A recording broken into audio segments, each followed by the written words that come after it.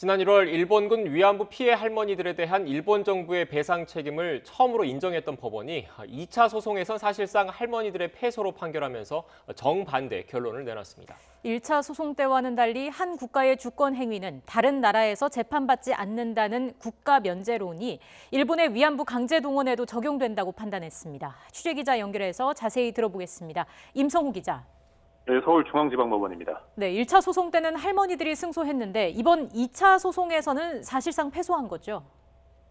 네, 그렇습니다. 이용수 할머니와 고 김복동 할머니 등 20명이 일본 정부를 상대로 낸 손해배상 청구 소송의 선고가 오늘 오전 서울중앙지법에서 열렸는데요. 법원은 할머니들의 소송 제기를 각하하면서 원고 패소로 판결했습니다. 1차 소송 때와 마찬가지로 이번에도 핵심 쟁점은 과거 일본 제국의 위안부 강제 동원에 이른바 국가 면제론을 적용할 수 있는지였습니다. 이에 재판부는 국제사법재판소 판례 등을 보면 무력분쟁 중 외국 군대나 이에 협력하는 국가기관의 행위를 주권 행위로 보고 국가 면제를 인정하고 있다고 밝혔습니다. 그러면서 과거 일본의 위안부 강제 동원도 중일 전쟁이나 태평양 전쟁 등 무력분쟁 시기에 군사적 목적으로 실행한 것이라며 위법 소지가 있기는 하지만 주권 행위로 볼 수 있다고 판시했습니다. 재판부는 또 2차 세계대전 후 유럽 여러 나라의 피해자들이 독일을 상대로 소송을 냈지만 국가 면제를 이유로 각하된 사례 등을 언급하면서 국가 면제의 예외를 인정하면 그 강제 집행 과정에서 외교적 충돌이 불가피하다고 설명했습니다. 한 국가의 주권 행위는 다른 나라에서 재판할 수 없다는 국가 면제론을 방어 논리로 삼아온 일본 정부의 주장을 사실상 받아들인 셈입니다. 재판부는 할머니들의 이 소송이 사실상 마지막 권리 구제 수단이라는 주장도 받아들이지 않았습니다. 2015년 한일 위안부 합의와 그 후속 조치인 화해치유재단의 설립으로 권리 구제가 일부 충족됐다는 겁니다.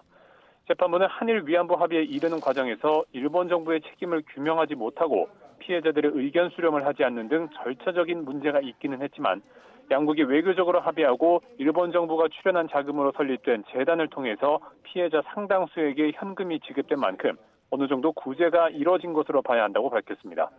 법원에 직접 나온 이용수 할머니는 선고 도중 법정 밖으로 나와버리며 실망감을 드러냈습니다. 이 할머니의 말 직접 들어보겠습니다. 너무너무 황당합니다. 너무 황당해요. 어쨌거나 저 결과가 좋긴 하고 나쁘긴 하고 가네.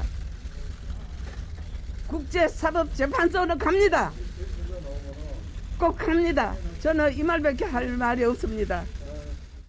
태선 할머니 측은 반인권적 범죄에 국가 면제론을 인정하지 않는 국제인권적 흐름에 역행하는 판결이라고 유감을 표명하면서 항소하겠다는 뜻을 밝혔습니다.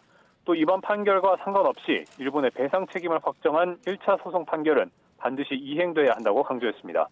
앞서 법원은 지난 1월 고 배춘희 할머니 등 다른 피해자 12명이 낸 1차 소송 선고에서는 일본의 불법 행위에 국가 면제론을 적용할 수 없다며 1억 원씩 배상하라고 판결했고 일본이 항소를 포기해 판결이 그대로 확정된 바 있습니다. 지금까지 서울중앙지법에서 YTN 임성호입니다.